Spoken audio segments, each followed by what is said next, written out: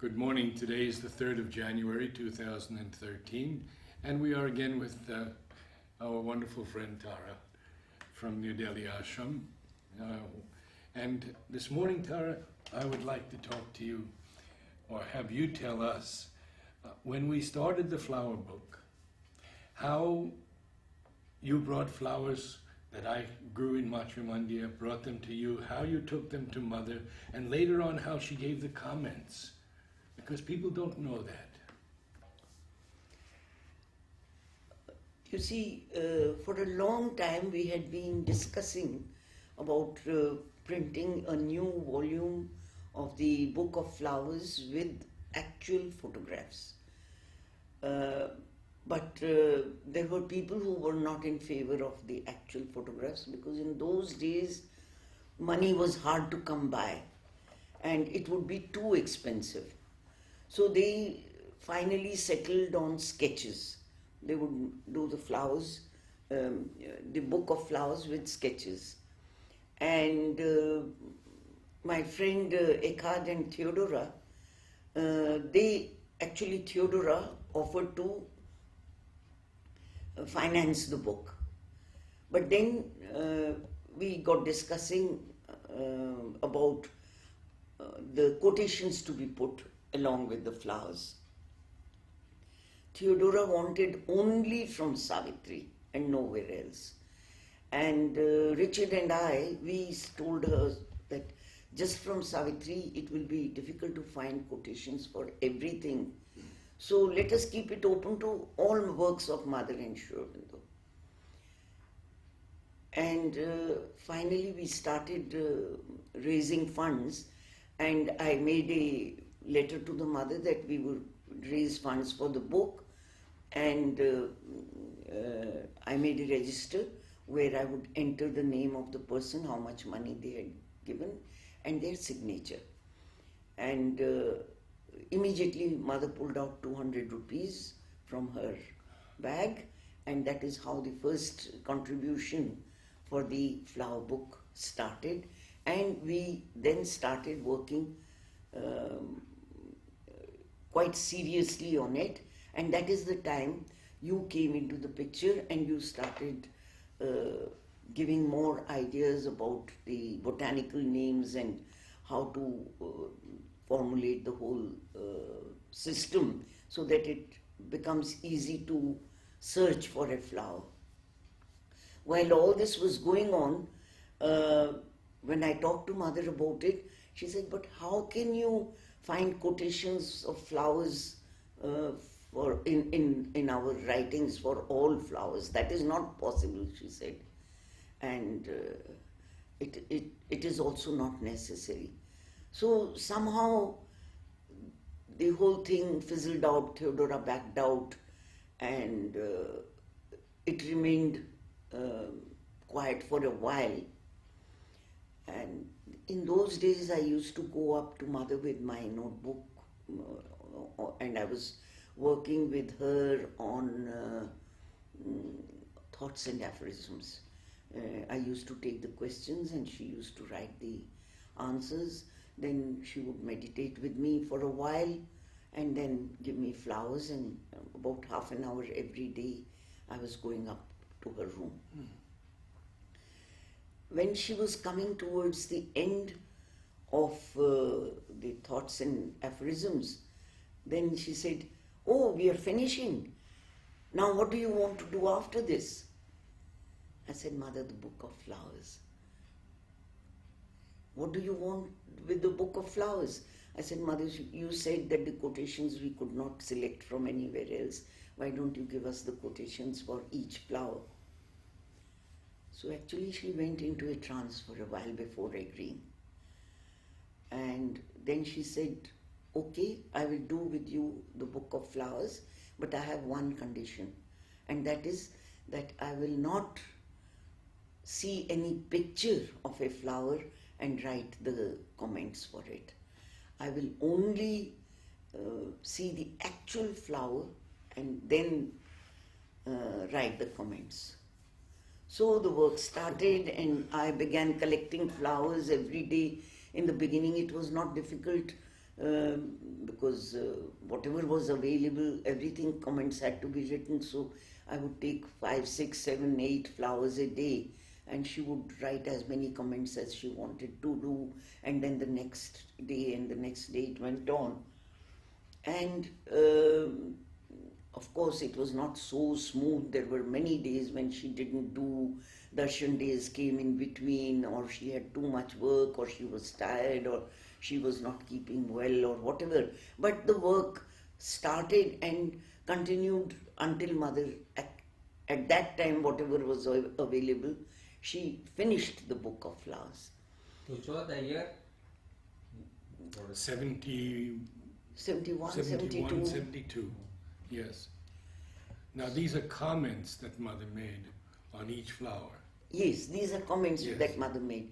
So when the nearby flowers finished, then I started going to the gardens. And when everybody got to know that the work was being done, and every day I used to bring the comments and give them to Richard and Narad. They would sit together and work on the book details. I was never involved with the work of the book. I only was getting the work done from whatever was to be done with mother, right? Yes. Then every evening I would bring and give to Richard, and next day they would both sit together and work on it. Now, as soon as the gardeners got to know, and including Narad, everybody started growing new flowers. And they were not on the list, and I had already made my notebooks in alphabetical order from A to Z. So when a new flower came, it was not in my book. Sometimes in the last page there was place after the last page. She would do it, but mostly then I was bringing cards, and on those cards she was writing the name of the new flower and then putting the comments also. So all the names that she gave while working with me, which did not exist before, I have a card system. The whole thing is in cards separately. You must have seen it in those are the cards which she gave names afterwards. And they started growing flowers, new flowers. Every other day I was taking new flowers I think I sent 81 flowers from the Matrimanya Gardens alone. And New, all new. And you had made a comment once about the big hibiscus Yeah, that big you brought to mother. Big hibiscus, what happened is that there were so many different colors that afterwards I started getting confused. And I think most people are confused today also. But Narad and Richard worked on them. And tell about mother's exclamation when she saw some of these new beautiful Hawaiian Yes. hibiscus. What did she say? I don't remember now. Oh, you told me she would say magnifique, and she would Yes, say all yes. kinds of... That she said for loved so them. many flowers, many flowers. She said that. And actually, I don't even remember. I have many little notes in my book for it. One of the new flowers that came was this, what is now called cheerful endeavor. And I brought a bunch of them. They grow in groups, so I brought a bunch of them, and she took them and she kept looking at it. And then she put it aside. And then she finished the other flowers, then she picked up that bunch again, and then she went into a trance. And then quite a time, I think 10 minutes or something, she was in trance. Then she came out of the trance and she said, it was beautiful. I saw you, means me, climbing, running up a mountain with these flowers in my hands, and there was a very cheerful expression on my face as I ran up the mountain. So she called it cheerful endeavor. And since then I have kept this as my flower. I call the cheerful endeavor my flower. So when we started Mirambika Free Progress School in Pondicherry, in Delhi, the Mirambika Free Progress School, we wanted a logo for it. And it was an uphill task, because to accept that something like that in Delhi, it is still an uphill task, something like that. So we gave the logo of this cheerful endeavor to the Mirambika school also. So that was how many times mother went into trance before she gave the significance of new flower, and she was always happy to see new flowers that were grown by the different gardeners, and which I brought. And I always noticed that the big flowers, she was more attracted to when the flowers were big. And fragrance. yes, she would always smell the flower also before she gave the significance. And it was very rarely that she gave the significance immediately. She always sort of communed with the flowers. She looked at it for a long time, and she would think for quite some, we say think, but whatever it was, then she would give the significance of the flowers. And it has been a beautiful experience, and my attachment with flowers has remained. I can't pass by anywhere without seeing what flower is growing around. If there is a plant, I have to look at it. So wherever I go, I'm always looking at the plants. You would give the name on the same day or sometime later? No. Once in a while it has happened that she gave the next day or the third day, but usually she gave it. Usually the same day it finished. She gave in French or English? All in French. The comments are also written in French. Unfortunately, we've not printed the book in French, have we? With the originals, it should be printed in the original, because there is not such a market for the French. That is the problem. Yes. And then you get stuck with the volumes of books, and also stuck with the finances that go into it. They're expensive. They have brought out recently the latest one, and they upgraded. 2-volume edition. Yes. And then very often I had questions that I wanted to ask about flowers, which I wrote, and so I have a separate notebook in which I asked questions. And very often Richard and Narad, they would give me the questions which they had, which I would ask. But these have all been printed. I don't know why they did not find a place as it is in the Book of Flowers. But in my book, Growing Up with the Mother, I have put a whole chapter and put those questions and answers, because there were questions and answers about colors, about little differences of sizes. But today it has become very complicated. For example, Cana and Friendship with the Divine, the little small, everything, every size in between is available. Yes. So where does friendship end and where does the center begin, God alone knows. So today we are also getting complicated. And now hybrid flowers are coming, so that is it what not I'm the saying. Same like mother's time, so it's very difficult to name also. Well, we have begun a new flower book, and I wanted to tell you about it, because the first flower book that was done by the botanical name. And the second one that was done by significance, arbitrarily grouped significances. So what has come to me, and I have people now all over the world working, is on the outer spine of the book will be in the color of the rainbow. You have a blue flower, you open to the blue section, it goes from small to large. If it's not in there, Mother didn't name it. Okay.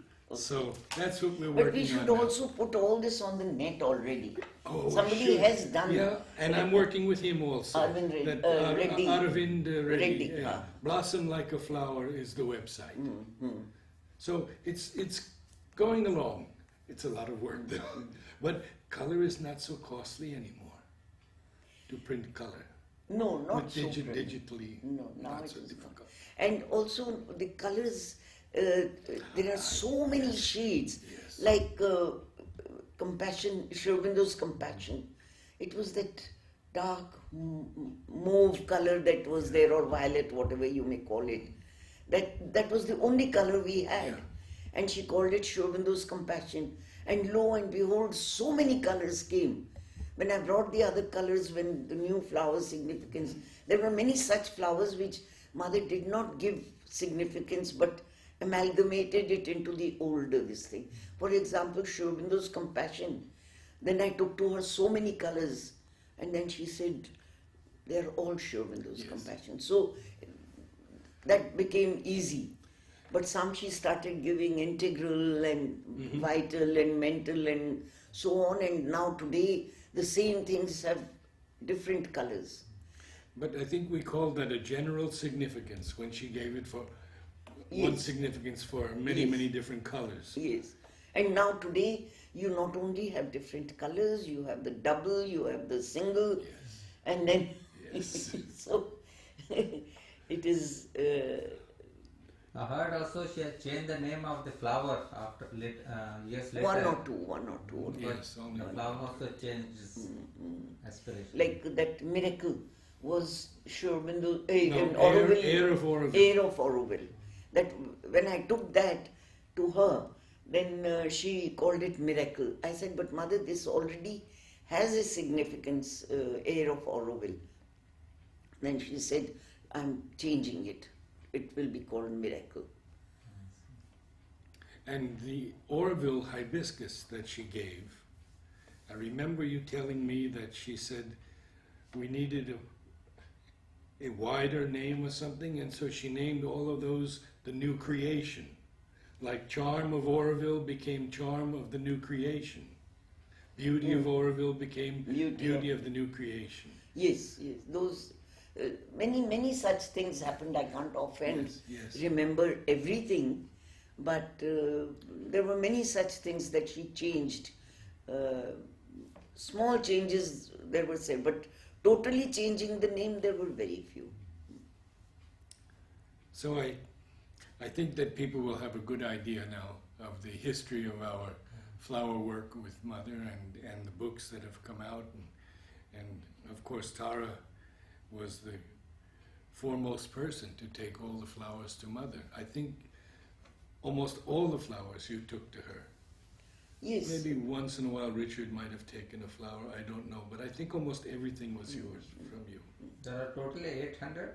No, More. now there are Now more there than are more. 1,000. Close At to- that time it was, when the work started, Yeah. it was around 800. Yeah. I remember because I made Lizel's book from our Game of Flowers. Lizel made the book, and when she made the book, that was the base with which we started working further. Right. So then it has gone from one to now, based on the work that I did with Mother, these people are continuing. And I often think that we should name the new flowers and put a separate category to it. Like there is one flower which is called in Delhi, the common name is ice flower. It is on absolutely like a It's ground an cover, ice plant, yes. and Yes. it blooms only in the sun. The minute the sun goes, it closes. I don't know why. The day I saw that flower, I said, smile. It is smiling at me. So I said, smile. And I call it smile, and it is not written anywhere. But you see, there may be some other people. I know that Richard has named a few flowers also when he felt something. Yes. I don't see anything wrong, but I feel it is wrong to mix up with the Mother's books. But we can always name the rest of them and do Agreed. it ourselves. Yes. And not mix it with Agreed. the Mother's significances. So that people know that this is separate, that is separate. Right. But what's wrong with naming new flowers or giving significance to them if somebody feels from within? I felt with many flowers, but I don't do it because then there's always But smile stays with you. with me only. I don't. Yeah, don't. Yeah, tell It's them. not something that I say that this is this. Right. But for that one has to have inner contact opening communication. That is what I said. When somebody suddenly feels something, Yes, then yes. it's okay. But then it may be that the same flower Narad sees and gives another significance, I give another significance. But if we keep in touch, I think we could do that. Yeah, and keep it separate from Mother's work. Yes. Yes. Well, thank you, Tara. That was wonderful. What did you want to tell us about today? I know I met with Priti the other night, and she said, "Oh, ask Tara to tell you when she was a class monitor." And she dictated, and we had to take things down. Didn't I talk No, about this? no, not the other day, no. About Mother's class? No, your classes when you were the monitor of the class. That is Mother's classes. I was always, from I its see. inception, she made me the monitor Oh, in the green group classes. And at present, I'm working on that book of the green group classes. She started with I told you Yes, yes. how the classes started. Then she had 3 days a week, 1 day dictation, 1 day recitation, and 1 day storytelling. And she would write, I had my notebook in which she would write the dictations. And it was not only her own quotations that she gave. She gave quotations from many great philosophers, and she knew them by heart. She would just write. I think it is the same with Huta's book. There is a book of Huta's with quotations from various philosophers that Mother had given her those quotations. They were all in Mother's memory. It is not that she consulted notebooks or books or something and then wrote the quotations. She knew a lot of quotations of Buddha and I don't know, all these Western philosophers and all by heart, and she would dictate them. So in my notebook, very often she gave quotations even from outside her own and showed in those works. So those quotations she would write in my notebook for the next class, and I would type them out and put them on the physical education office notice board, and all the children came during their recess from the school and copied it down, and then they would, when Mother dictated, they would write it, and then each notebook Mother corrected herself in the beginning, and afterwards it was only Chitra, Ranganath, Namita and Shanta. These 4 notebooks she continued correcting till the end, but the others we corrected, and I told you how she gave marks for that. Yes. Now, yesterday when I was talking with Vijay, and he told me that we used to go to copy the dictation or recitation on the notice board, and we would already learn all the spellings and even that by heart, and before Mother started dictating we would already be writing the dictation down. So it did happen. Children who were intelligent just picked up.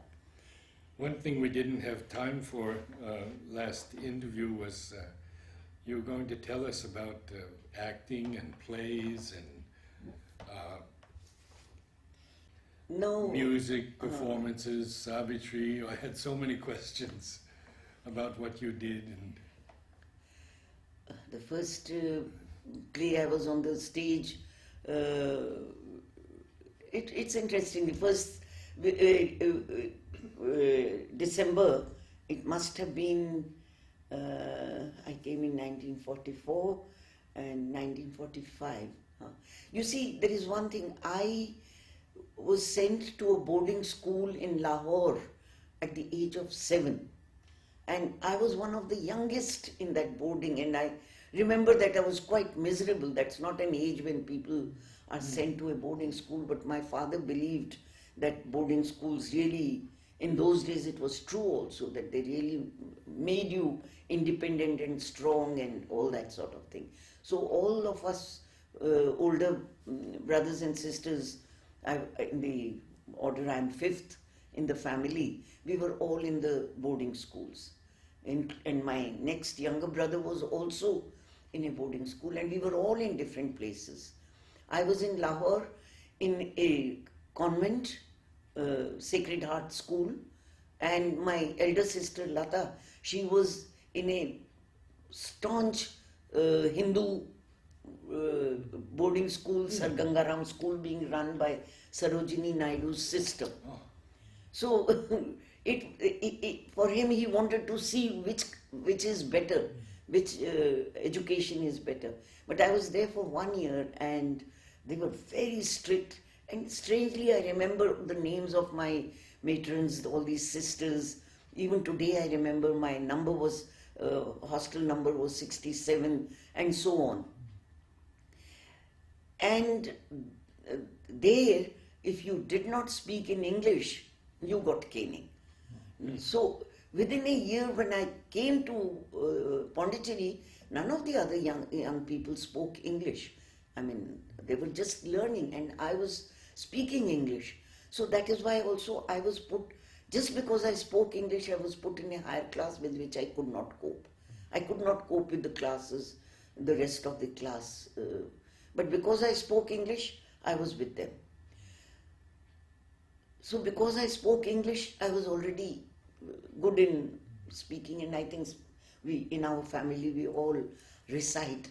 I think it's inborn or whatever you may call it. So the first December, 2nd December, there was no 1st December then. The 2nd December program was being organized, and Rani Di was our English teacher, and she gave a poem by Pooja Lal. Thou art my little lovely mother, I am thy little child. It was a poem of three stanzas. And she said all the children will learn, and in the class we had a kind of competition. And myself and Manoj, we were selected as the best candidates. So we both had to recite in front of mother to be able to get selected to recite on the stage of 1st December. So I still remember I was so nervous. Manoj recited and then I recited. I didn't get selected. Manoj got selected. But still it was, that was the first recitation that I did. After that, there was a following year, the older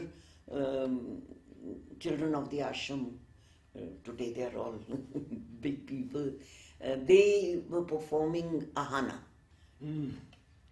And myself and Usha, I remember, and 2 others, 4 of us girls, we were made to, throughout we were standing, 4 of us, just to be barely able to speak 2 lines together. But we were on the stage the whole period, half an hour, 45 minutes. But we felt great that we were on the stage, you know. It was like that in those days. Everything was so little and so simple, and no exposure we had at all. Then when we used to go to the mother, 6 of us every day, we started doing recitations in front of mother. We would pick a poem and recite in front of her. I was always fond of that kind of thing, so the others also joined in and we would recite. So every month 1 poem we recited. And we were very small then, very young, I think 13, 14. And today's 13 and 14 year children are quite different from our age group, 13 and 14. So once we found it very powerful, the children of Wotan. We didn't know what Wotan is. And then we picked that poem and we were reciting and enjoying it. And then we went to Niruddha to ask what is Wotan and what is the meaning of. He said, you are going to recite this poem. And he laughed and then we dropped it. Anyhow, then in those days, sometimes mother would comment on our recitation and tell us how to do and everything.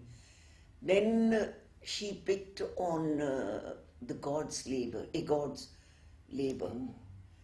I don't remember whether that was before or the hymn to Durga. Anyhow, she picked on the God's labor, and on the stage a prayer was recited in every possible language of the world that we could get at that time. And there were all these, there was an old Austrian man, and we used to laugh so much because it sounded so funny to our ears. He recited a prayer in Austrian, and then somebody recited in German, and somebody in Japanese, and somebody in something. Lata recited in Hindi, and so there is a picture of it in the bulletin, all standing together, and we 6 of us, we were in the center, in front, and when everybody had finished reciting the everybody had finished reciting the prayer that they had selected. Each one had selected their own prayer. It was not that it was the same prayer. Then the 6 of us recited a God's labor, and that was pretty long. I think 20 minutes recitation. Yes. And for that she gave a lot of time to us, and we repeated and repeated in front of her, and she told us how to recite it. I today also still have my paper on which I made my notes as which one is going to be a flat recitation, and where I have to go on a higher pitch, and where I have to go on a lower pitch, and where I have to make some modulations, and so all that kind of thing. I still have that paper with me, and she taught us to recite that. And another time, we, as I said, we used to recite a lot in front of her. We did the hymn to Durga, which she loved. And when Pondicherry got merged with India, then there was a big function, public function, in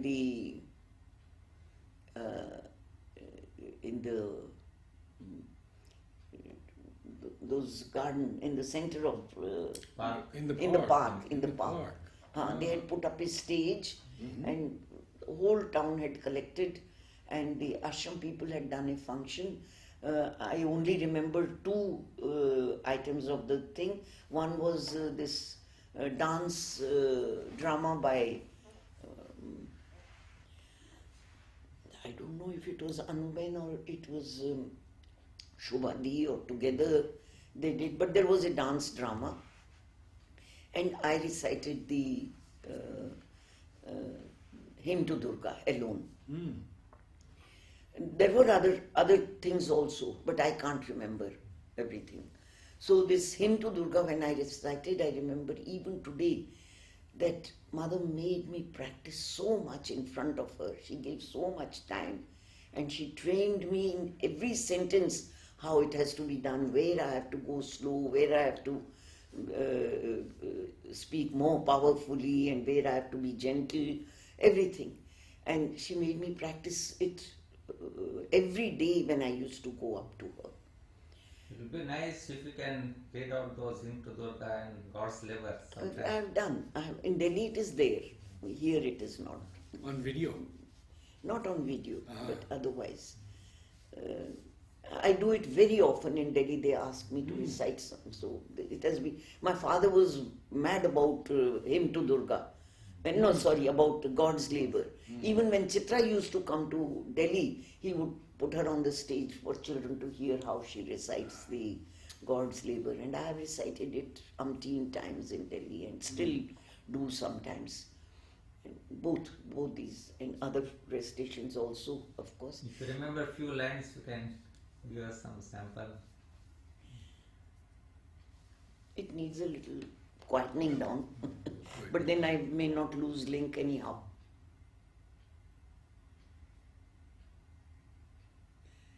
A God's Labor by Sri Aurobindo. I have gathered my dreams in a silver air, between the gold and the blue, unwrapped them softly and left them there, my jeweled dreams of you. I had hoped to build a rainbow bridge, marrying the soil to the sky, and sow in this dancing planet midge the moods of infinity. But too bright were our heavens, too far away, too frail their ethereal stuff, too splendid and sudden our light could not stay. The roots were not deep enough. He who would, if I have to think so much of the It's words, very beautiful. Oh, but it's very special. this poem is really Thank you very so beautiful. much. So continuing with that, so that is how she did with the recitations. Then we were living in the boarding, and our boarding was the first boarding, as I told you the other day. And in this boarding, we used to celebrate the 15th of January as our special day. And the first 1 or 2 years, mother also came to the, not first 1 or 2 years, first 1 or 2 years she was not coming out. But after she started coming out, first 1 or 2 years she attended the our program. And there we used to do all kinds of play and recitations and all these things. And once we wanted to do a play, and I found a Christian play. I found a Christian play, and I took that play and I changed everything in it. It was the search of a young man for something, I don't remember in Christianity what he was searching, but I said he's looking for the psychological perfection, and then all the 5 petals, and I wrote that very childishly. I was so young myself. So I changed all that and then brought it to the stage.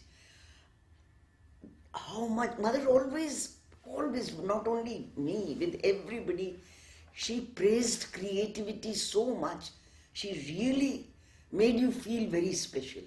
And for that play, she gave me so much. She praised me so much for it, and next morning when I went to her, she even gave me a gift as a prize for the play that I had written. And so I have the play, I've lost the first page, I've lost the last page. So I'm trying to figure it out, maybe someday I'll take it out. But now when I read what I have written, I find it so childish that it's not funny. But this is, she encouraged everybody. We used to have our boarding place, and in the major things, we did Perseus the Deliverer also.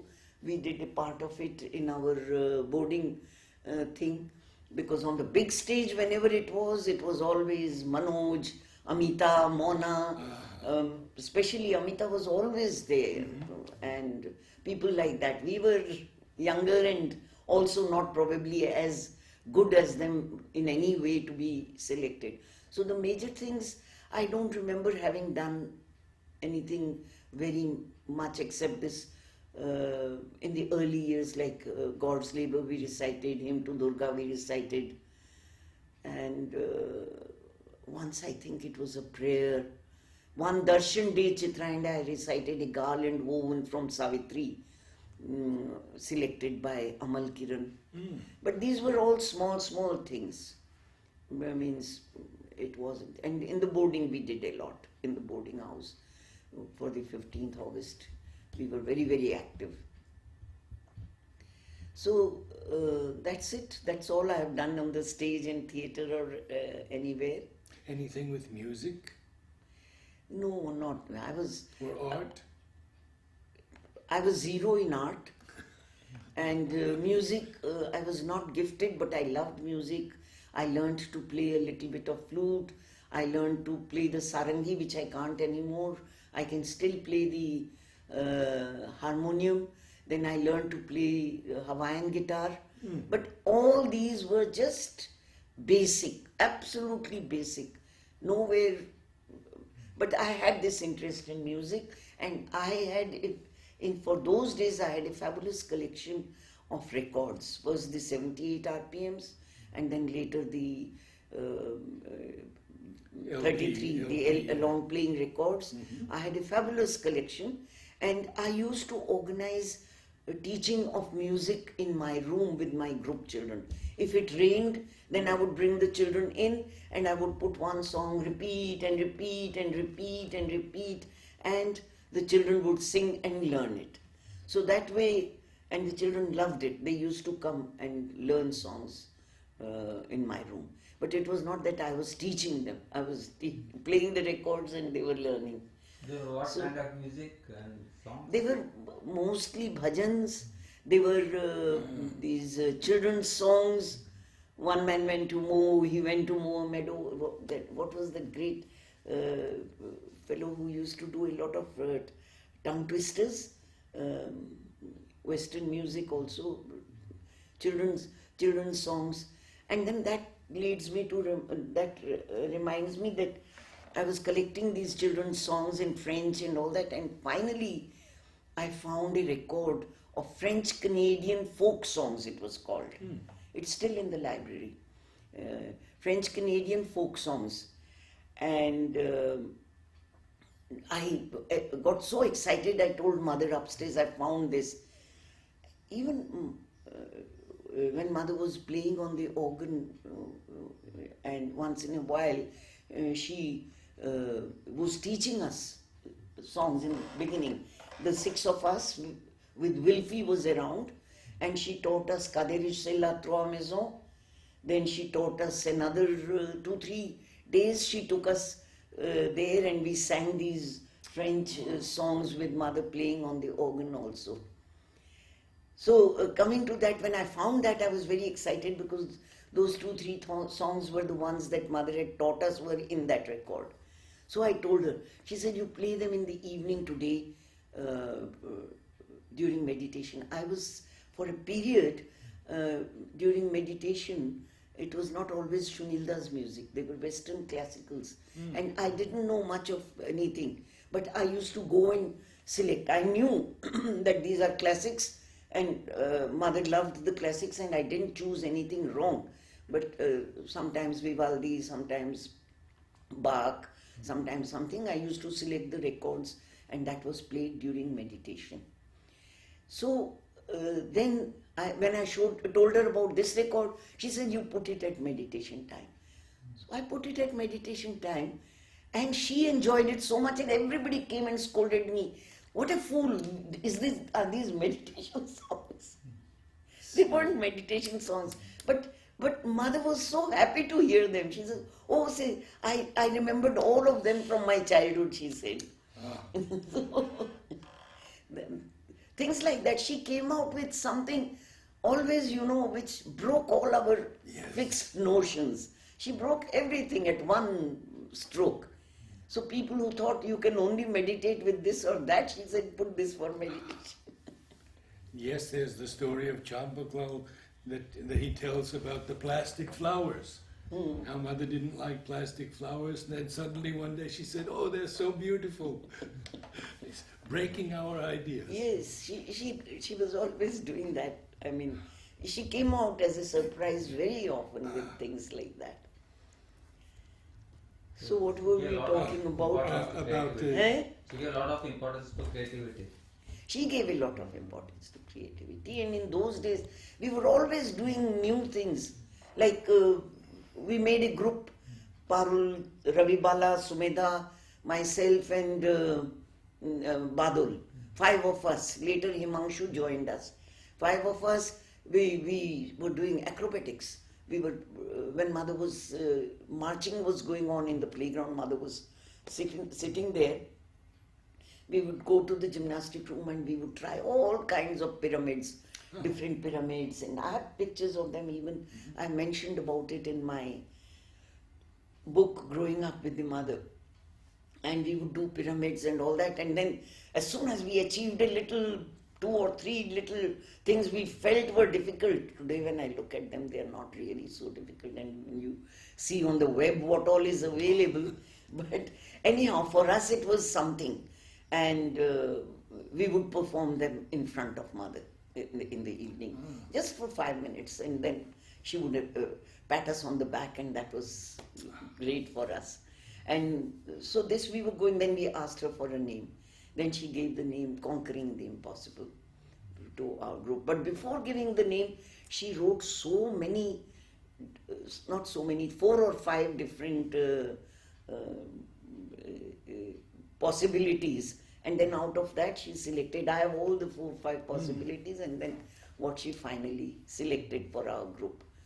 So we were very proud of the group, and we did all kinds of, so it was in every direction that she encouraged creativity. And anybody who did well, whether it was poetry, whether it was writing, whether it was, if it was brought to her knowledge that so and so had done this, and she would read, and she would always acknowledge, praise, give encouragement. Did Mother ever speak about Savitri with you? Yes. We used to sometimes select passages from Savitri also and recite in front of her. And as I told you, that Chitra and I once recited a garland from Savitri, and everybody was talking about Savitri. The older people were always reading and talking about it.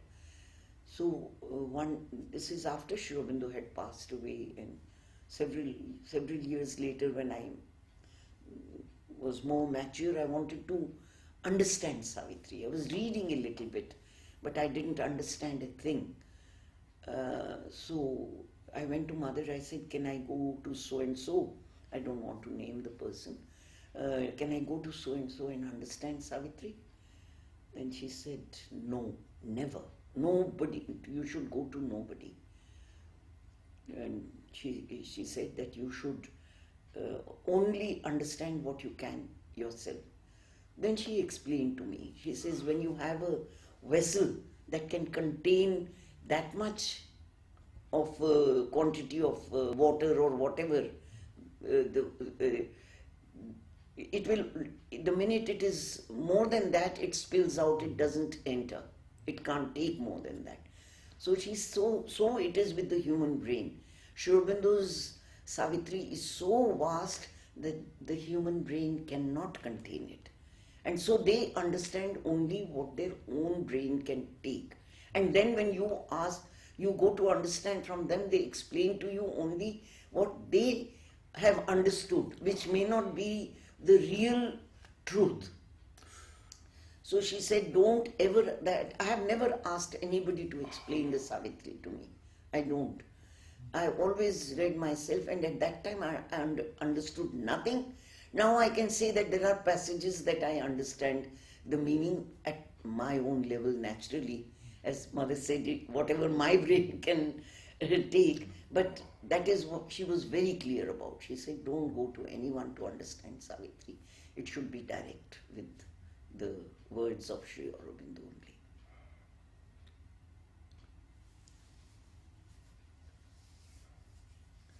That is one of the most important things that I've ever heard. Your correspondence with Mother, her letters to you, yours to her, you must have a huge collection. Actually, all this I have already written in my book, Growing Up with the Mother, not in great detail, because there the importance has been on the answers that Mother has given in my notebooks.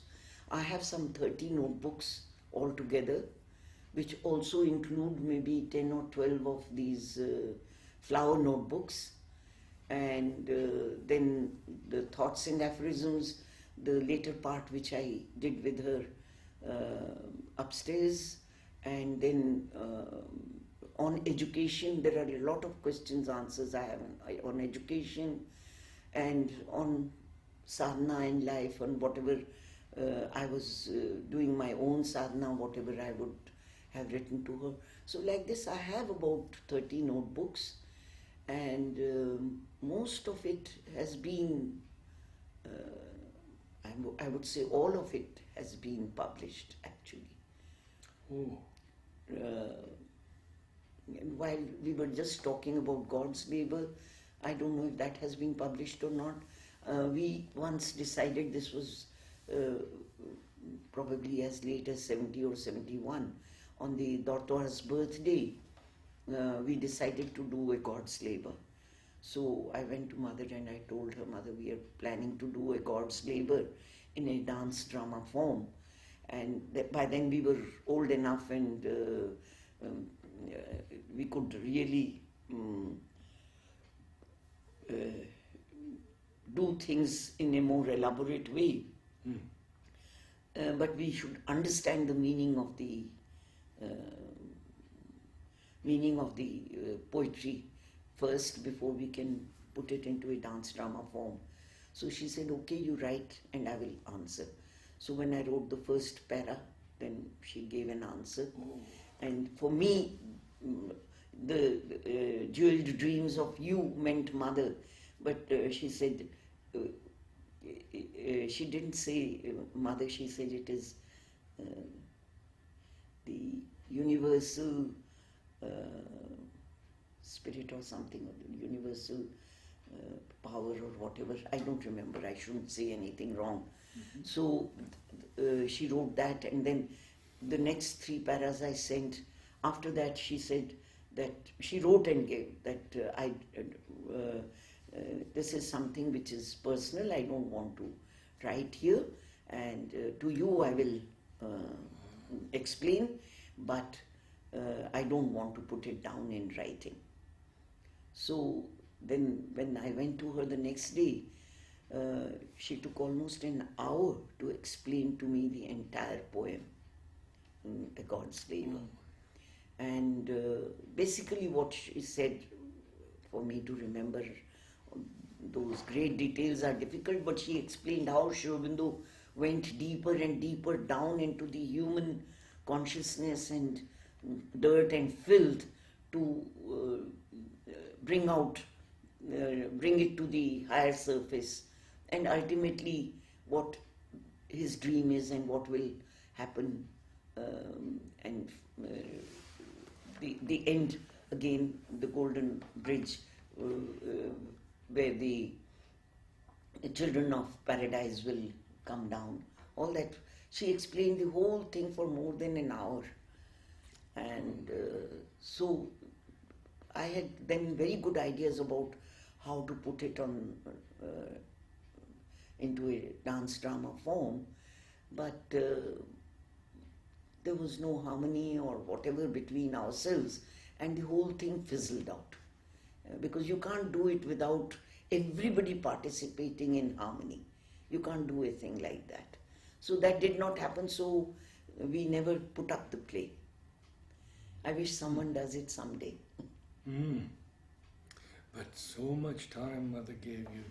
She gave so much, but what happened to me? I'm still the same. How many hours you used to spend with the mother every day? It all depended. It all depended. There were days when I spent many hours with her, and it was at different times, playground. Then every night after finishing all the activities, she went into her room, and I used to go in her room in a playground. Every day I used to go there, and Gauridi and all, they used to arrange the place, and there was always a plate of jasmine. So every night she gave me a handful of jasmine before leaving the playground, and she had told me, put it under your pillow and sleep with it, I'll be with you. So every night I used to put in that smell of jasmine and sleep with it. It was really beautiful, and I used to be so tired because I used to do so much sports. I had left school, I was not in school, so it was always either I was working in the office also concerning sports, and otherwise in my free time it was, I used to do music and recitations and this kind of things. These were my hobbies. But And by the end of you see, when Saumitra, the Werner Haubrich, he came, the first coach from Germany was brought by Madhusudan for the ashram, and he used to give us 2 hours of solid coaching in the morning from 6 to 8 at the sports ground. And he made us work so hard physically, run, run, run. And it was real tough training, 2 hours of that. And we had this judo master, our present, he's still there. Yes. I don't know how old he is, must be in his 90s now. He would not let me off. If you have there, it doesn't mean that you can not do judo. So Parul, Ajit, myself, all of us who were going for the morning training there and could not go to his judo classes at 3 o'clock or 4 o'clock, what time we did. We started going at 10 in the morning. So 6 to 8, have our bath, take breakfast, then do his judo classes. After that, I would transcribe all of this Saumitra's talks and all that. I would transcribe, write out. I still have the file, and type it all and keep it, put it in the file. And then in the evening by 4:30 I was taking group of the green group children. Then 5:30 I was doing my own group. Then at 6:30 the marching would start. When the marching was going on, then with Pavitrada and me and many others, not just Pavitrada, used to do a lot of walking. He was fond of walking race, and he used to do very well. So we would go walking, speed walking to Park Guest House and back. At that time it was called Park Asharbon. Back, and by the end of the day I just had to put my head on the pillow and I was fast asleep. I used to wake up with difficulty. It was always Parul who used to shake me up. She used to wake me. If she wasn't my friend, I wouldn't have woken up in the morning. So it was, and we took it. I mean, I was 18, 20 years old. And there is another thing that I keep telling everybody, that food is not at all important, I realize today. We were in the boarding, and the dining hall, mother had no money. There were many days when mother didn't know from where the next meal in the dining hall is to come from. After she left her body, money has been never any problem in the ashram, but at that time. And when she had, she gave. She gave for everything to grow. She never hoarded money. Never hoarded money for anything. Never in the bank, never anything. If she had it, it was used up. So we were not getting enough milk. Half a cup of milk, and the bread had no butter in it or no ghee or whatever they put was not there. So the bread was hard. It wouldn't even soak in that much milk. And we lived on that kind of food with one banana, and I was working the whole day, nothing, and I'm still in good health after that. You must have this, you must have that. Started much later in the ashram itself. It started. Everybody must get an egg, everybody must get vitamins, so you go to the dispensary and you get your vitamins. But for so many years we didn't get anything. And in the boarding, we didn't like the dining hall food. So we complained to mother, the food is too bad. We did complain very often. And then mother sent a lady to specially make one vegetable for us separately every day besides the dining hall food. Now this lady was allotted 1 bottle of oil per day. So she would pour the whole bottle into our food. And when it came to us to eat, we used to wash the potato, and it was everyday potatoes, because that was special. There was nothing, or it was easy, or whatever.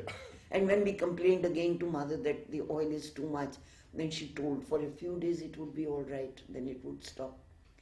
But on the other hand, mother herself gave us a lot of importance. Every week, the evening tiffin used to come from mother's kitchen, and we got lovely things to eat then. We had lovely small biscuits, but everything was so limited. It was not you could eat as much as you like.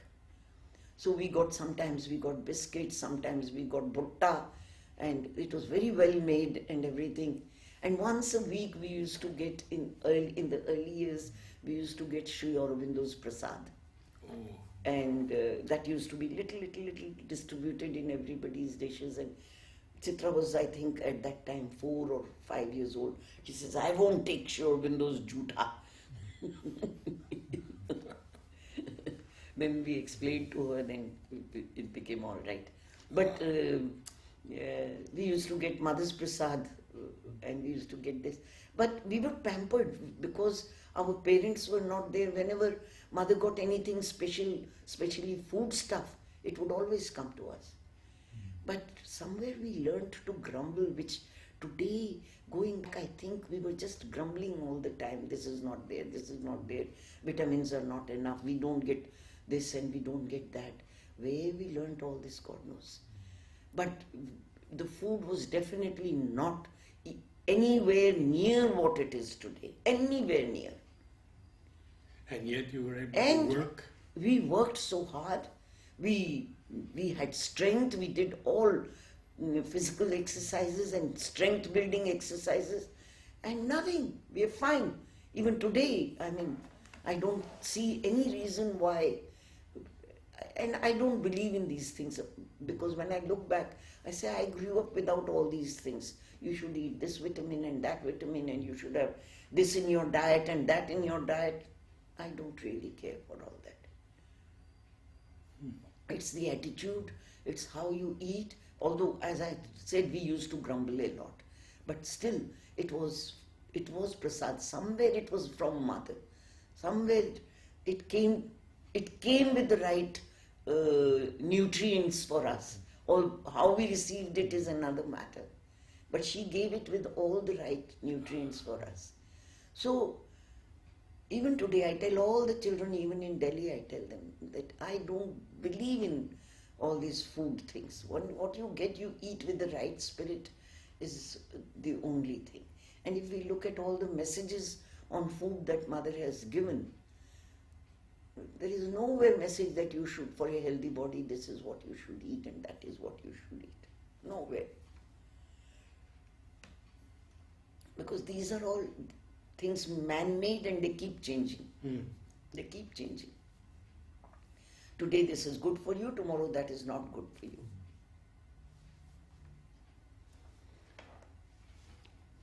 So what next, Narad? Any remembrances of Sri Aurobindo when you went before him and Mother? Yeah, I told you the other day, that was finished. Oh, you did? Yeah. That's right. The big thing was the ashram, the atmosphere of the ashram in the early days, the city itself, Pondicherry. Pondicherry was a very, very small town, very small. Not town, it was a village actually. And on this side, the white town and the black town was evident in those days, very evident. And when we came, I remember going to the market with my father. There were just 3 shops there. One was the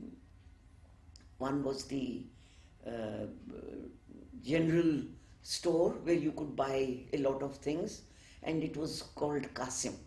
It was a Muslim gentleman, and he was a friend of my father. So Jitendra and I, as children, we would often run there and ask him for sweets, and he would give 1 sweet to each of us, and we were very happy, just with 1 toffee, and we would run back. We never paid. Maybe my father came and paid it for it afterwards or whatever, maybe, I don't know.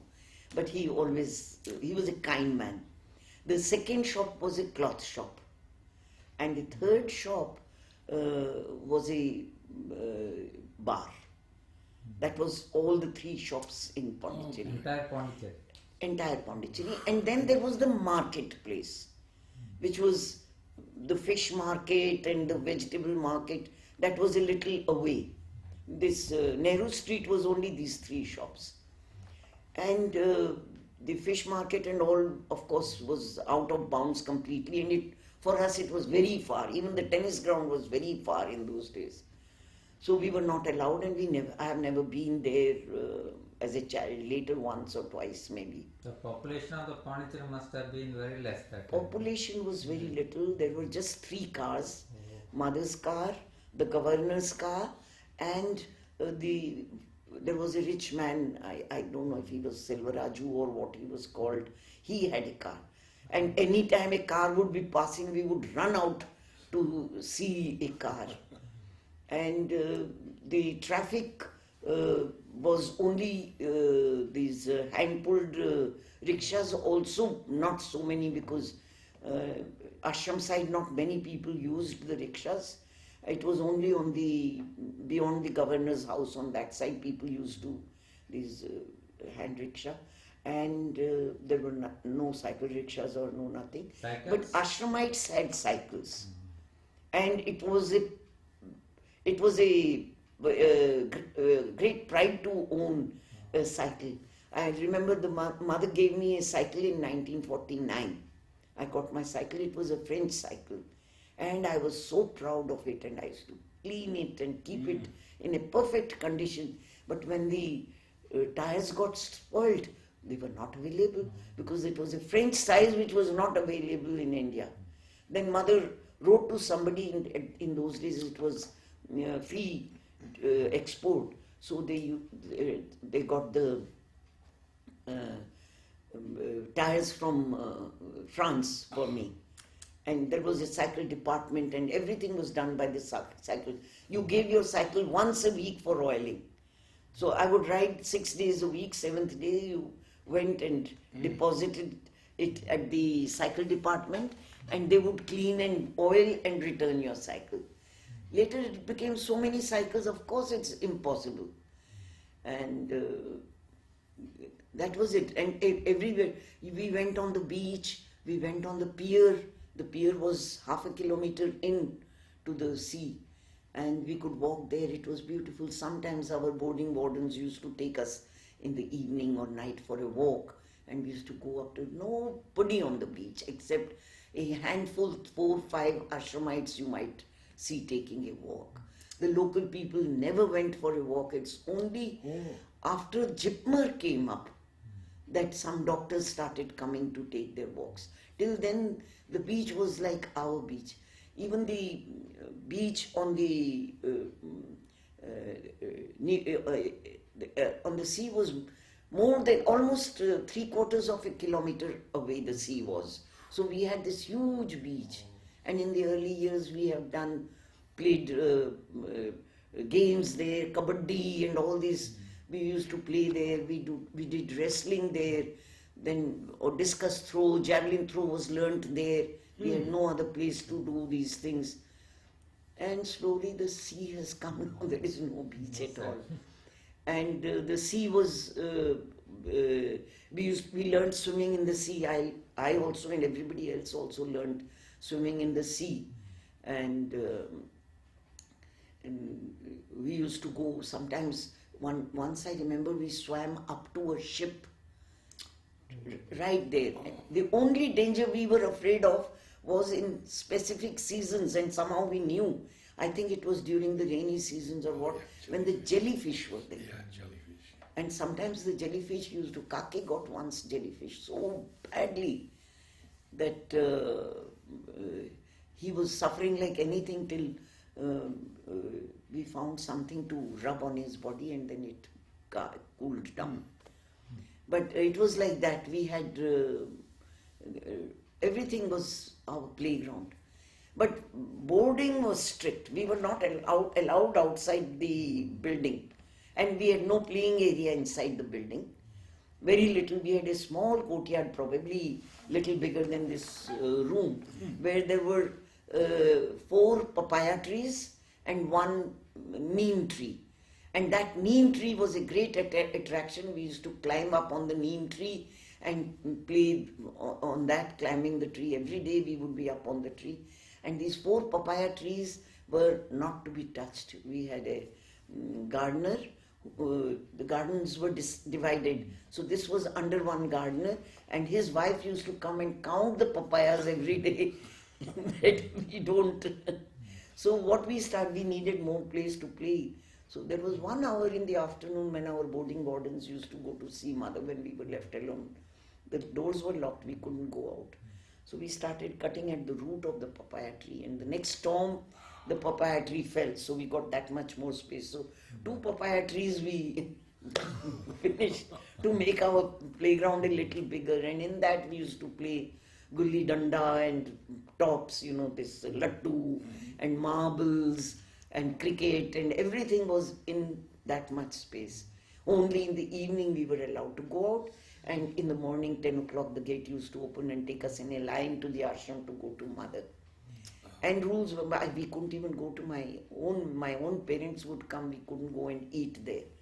We had to take mother's permission, which was granted very rarely.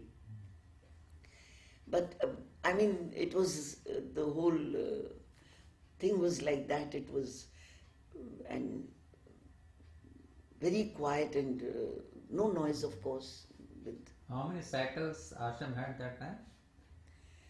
When I got my cycle, I think something like, I was among the first children to get among the younger ones. People older than me already had. I don't think outside it's a guess, but I think outside the ashram there would never be more than 20-25 cycles parked. Maximum. And that also on a very specific time if we were all coming together to the mother. But towards the end, cycles became a problem because parking became a problem, and one cycle would fall, all the cycles would fall, and cycles started getting stolen, and the cycle department couldn't cope up with the repairs. So all these things. And another thing was there, when I talked about the shops, there were no shoe shops.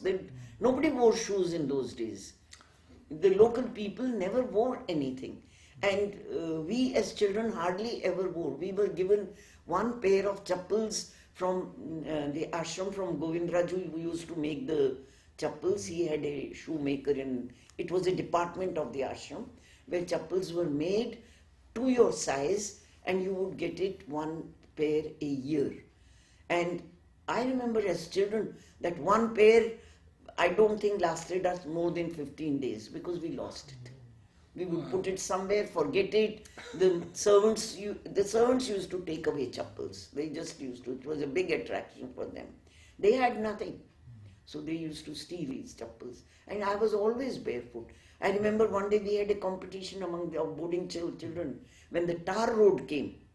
When the first, I don't know which year it was, who can stand at 12 o'clock in the hot sun on the tar road without barefoot? And we all stood there for an hour without difficulty because our feet were so hardened. Nothing, no problem at all. So life was very simple. We had very little. And what we had, we lost always. And today, there is such an abundance of things. It's sad. It's not good, this abundance. And mother was there always Mother for was any help, always. any difficulty. Yes. Whenever we needed anything, we went, Mother, we need this. And she would always give.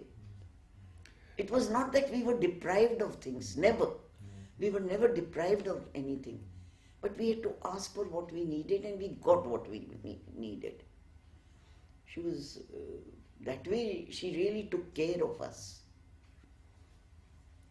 And could you tell us a little bit about your memories of the different ashram departments? How they began, and you mentioned Udar.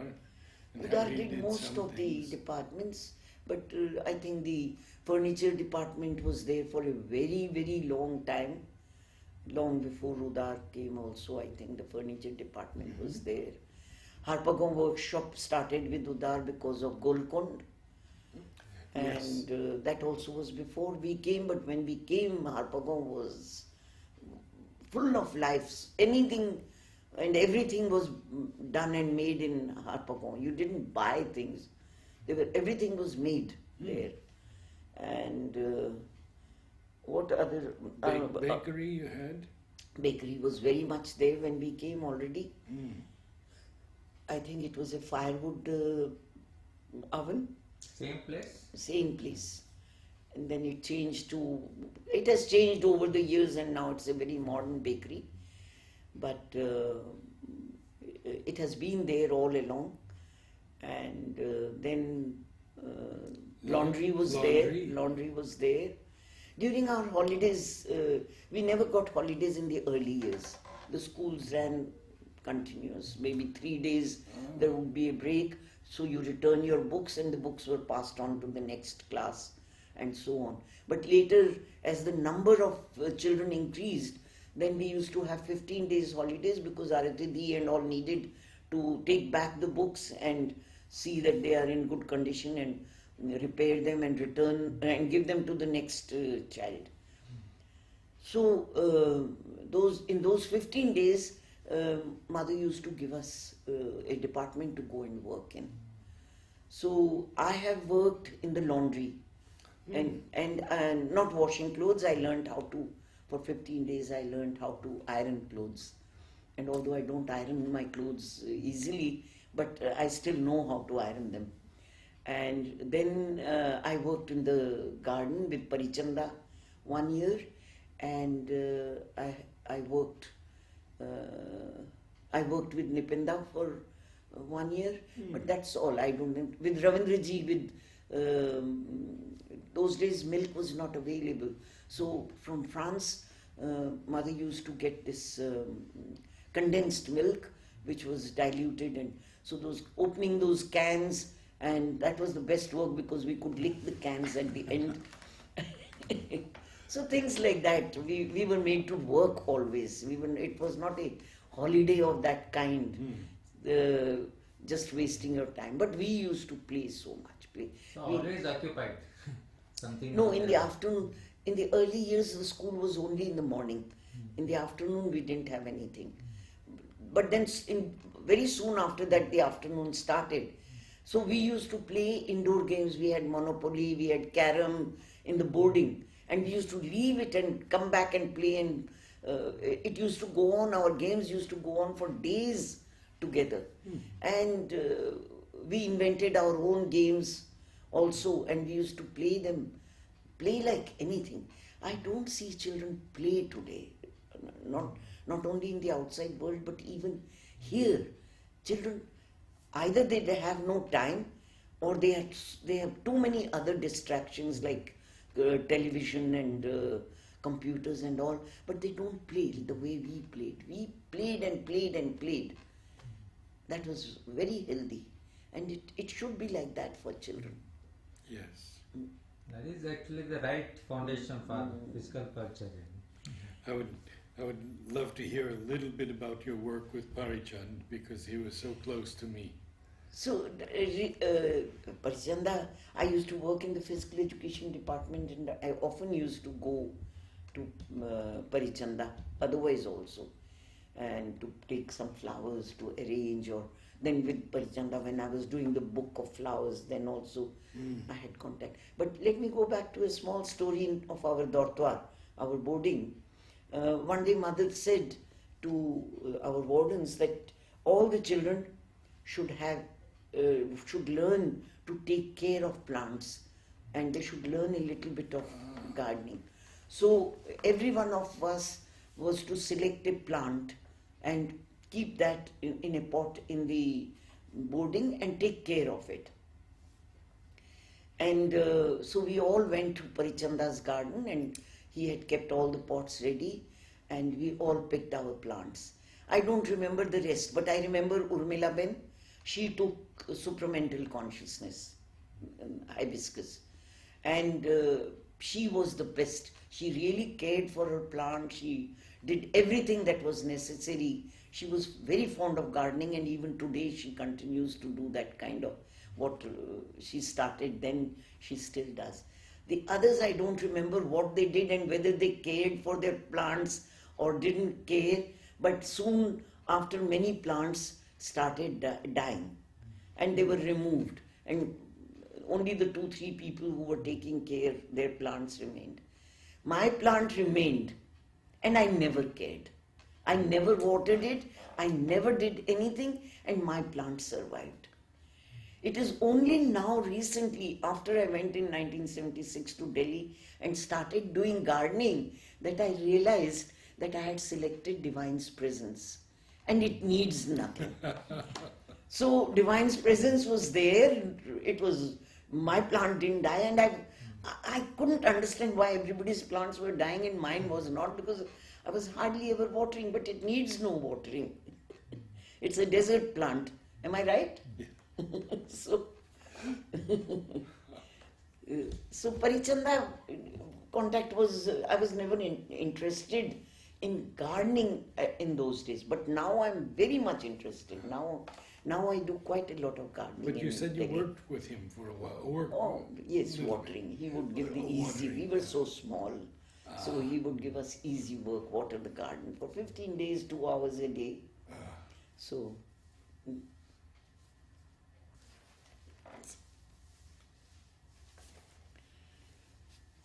Mother's teaching on education, the free system versus the other systems, older systems. the free progress system is, I don't know much about it because I was not in the school anymore when they started, Padma and Remo and Tanmada, and Kaki was very, very free progress involved. And he left the school when in between they had stopped the free progress system. He said, I will not work in a school where there is no free progress system. Ooh. He was very, very committed, extremely committed. So whatever little from Kake I used to hear about the classes and what they were doing and all that. But I was not, really not involved with it. Except that when I was doing these questions and answers on education, not in the playground, but afterwards in my notebook, sometimes the teachers used to give me questions to ask. So those have been printed in my book.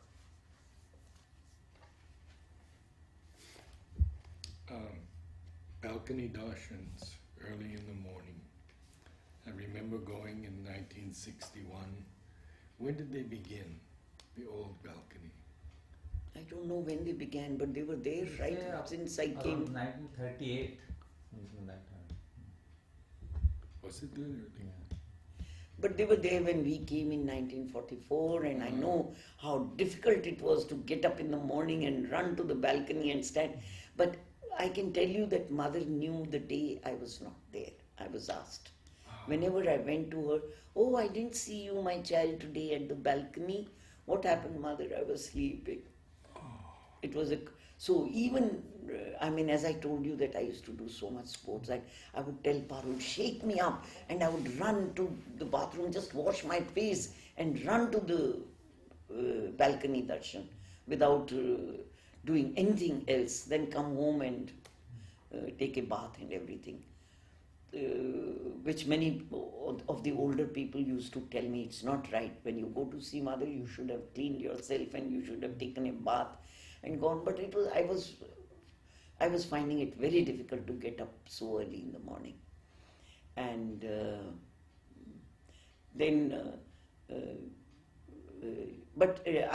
most of us had our place at the darshan time, where you would stand. Yes. Most of us had it. How many there used to be at that time? 44 maybe. See, there were guests and visitors also, but during darshan time. Otherwise, I think there would be at least, I don't know, more than 100 people at the balcony, 200 people sometimes. And every place is to be fixed. Everybody had their place, and that is where Mother would look, and she would know that I was not there. And take your place. Eh? If some visitors come. No, it is a road. No, if they took my place, I would stand in front of them or stand behind them. But I would make sure that Mother sees me. That was also there with all of us, that Mother should see me. And she really, really took a lot of time and went looking for all the people. She was at the balcony sometimes for 20 minutes. Oh. And looking this way, then next, and then next, and next, and all around, and then come back and I mean, then she would stand and go for 2 minutes meditation, and then she would leave. And if it was 20 minutes, you were not feeling it straight to look up. Once I fainted. Oh, Once I fainted. But I think I was not well that day. I had fever or something. But there were cases of fainting every now and then. The older people, not the young ones. So what mother did for that? I don't even know if mother got to know. I have no idea. I have no idea. And what are the shortest times you would stay? No, 5-10 minutes she was always there. That is just after the sunrise. No, there was a time. She would come at 6:15 in the 6:15 morning. in the morning, yes. Yeah, then slowly the time shifted and it was getting late because of her other work. She started her day, she was not resting, literally 1 hour a day. She was reclining, or 2 hours a day. She was reclining on the sofa, but people started going to her. There were people who had their turn at 4 in the morning. Then there were people who went to her at 5 in the morning. Then there were people who stood in that passage when mother goes to the balcony, and sometimes she would talk to somebody, sometimes she would, they would talk to her or something. She would get a little late. And, So she had hardly any sleep, just maximum 2 hours, I think. And that she Then didn't dinner, even... Pranabda used to go up at 8:30. He would go. Yes, mother used to leave the playground around 7:30. So 1 hour later he would be going up 8:30, 8:45, and then from then mother used to have her dinner at 9 o'clock. Then it became 9:30. Then it became 10. Then it became 10:30, and she has had sometimes. Pranabda has had to wait till 2 o'clock to have his dinner. In the morning? In the morning. He would have his dinner at 2 and then mother would recline and then she was up again at 4 o'clock. you had dinner with the mother sometimes. No, never. Prasad, yes. Every Wednesday, mother's, I don't know when it started, which year, but for several years, mother's kitchen used to make custard on Wednesdays. So mother only gave me 2 boxes. I don't know how it started or whatever. So she would have her custard and the remaining used to be put in that box, and I used to get it on Wednesday. And I used to put my other box there for the next Wednesday. So it remained circling like that. I have both those stainless steel dabbas still with me. I've preserved them. And so I know Wednesdays, that is, I mean, I used to get that. Whether it was, no, it was not for dinner, she used to have it at lunch. So after that I used to get She it. used to give chocolates to some people. I used to get a lot of chocolates. I used to get, Pranabda used to get, and Pranabda also, he had no time to, and he was always dieting because he was always getting fat, so I used to get those chocolates.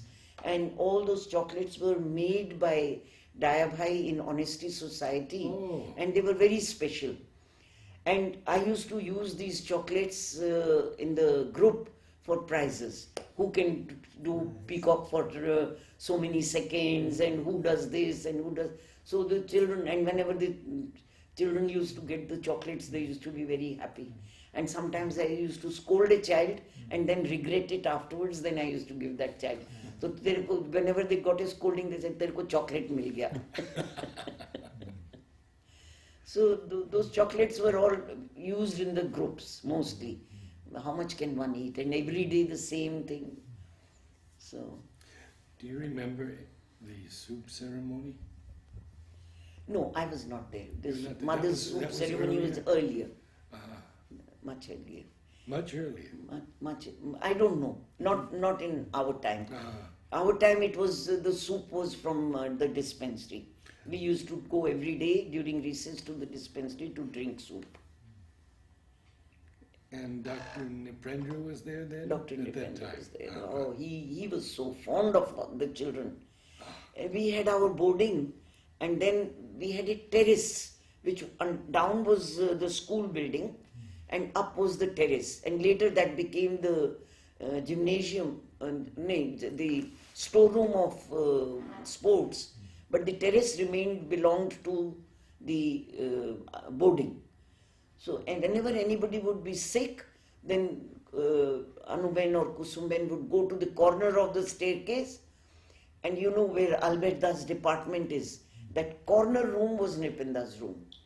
So from there they would shout Nipinda, one shout, and the light would be on.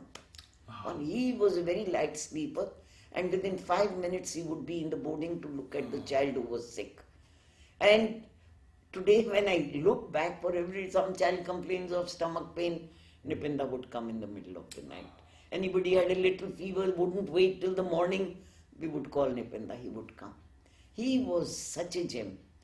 But the thing is that when things started becoming bigger and bigger, you couldn't do the same thing. When there were a few children, it was okay. Yes, yes. So Number has increased. then also, even in our time, the numbers started increasing so much. There are so many in your family who have such wonderful memories. Yeah. Lata has shared a lot with us, and I wondered if you could just tell us a couple of stories about Kaki and Mother. Kaki and Mother I've already written, which was printed in the Golden Chain. But people want to see you say it. Kaki, when he came and my father and mother left him here, was when he was, I think, just 2.5. Oh. And I was, how old? I'm exactly 10.5 years elder to Kaki. So if he was 2.5, I was 12 or 13 then. I was 13 years old. And everybody adored him. He was such a lovely child. Such beautiful pictures we have of his childhood. And then he was staying, and Lata was the elder sister. She is 4.5, almost 5 years elder to me. But she didn't have that nature of looking after the child. So it was me who was looking after Kaki and bringing him up and all that. And everywhere I went, he used to tag along. I used to take him with me when I went to Mother. So with Mother, when we had every day we had a small ceremony with Chaum, Jhumur, Bubu, Gauri, Parul, myself. And in the beginning it was without Parul and Gauri, but these three and myself. Mother would put her hands round our shoulder and touch everybody, and each of us had to put the head against Mother's head. Oh. And then she would concentrate like that for a few minutes with us. And she said, a golden thread goes through my head and comes back to me, and I know exactly what you children are thinking all the time. And Kake used to stand in the middle at that time. So he was going with us to Mother, and then every day Mother used to give us flowers, and there used to be a big plate of tomatoes piled up, and she would give us each a big tomato, this big size tomato. And one day, and I just remembered that she was trying to, she used to pick the tomato. It was not that she just picked up one tomato and gave. For each one she would select the tomato and give, just as she would select all the flowers that she gave to each one. So she was selecting a tomato, and I could see that the top tomato is going to fall. So I was ready to catch it, and then it fell, and I dived and caught it halfway down. You won't believe how Mother hugged and kissed me for my presence of mind, or for whatever. And these are small things, but she appreciated these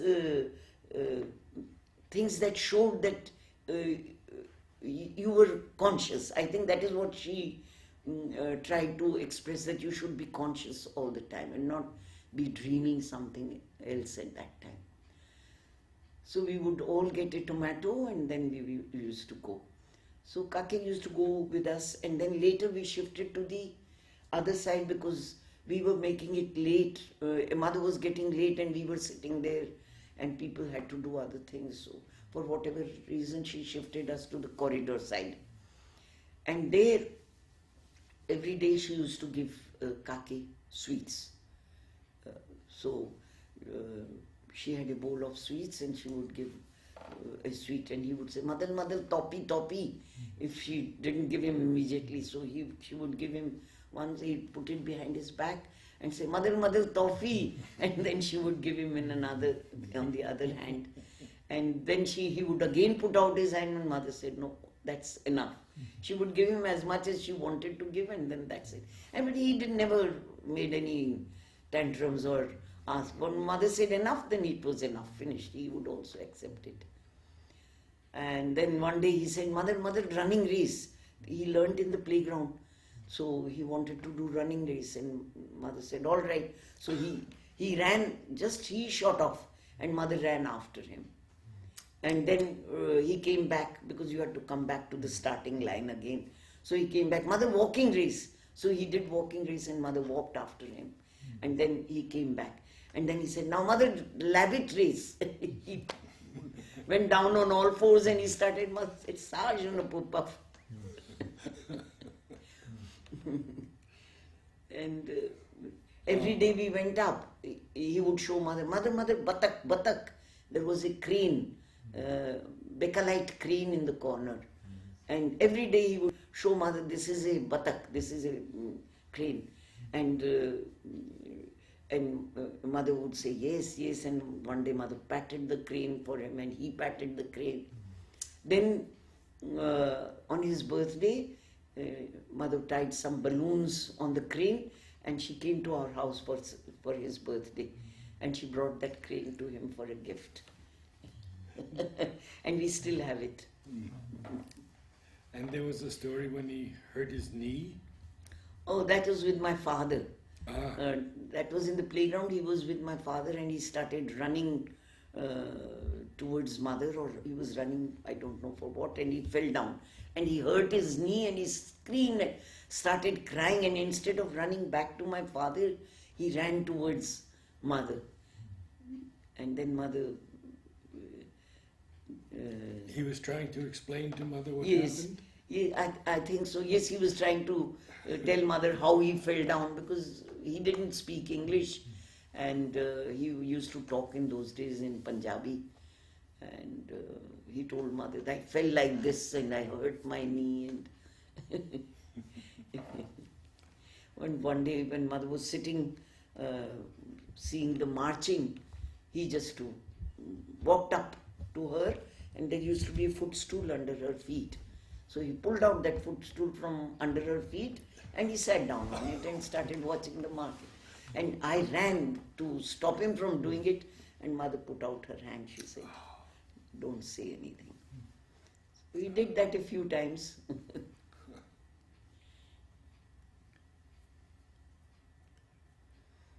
Well, I think we've received so much from you these 2 days, and I hope you'll come many times back here and I will visit you also Yeah. and go to the mountains Yeah, with you. yeah, good. Thank you, Tara. You're welcome.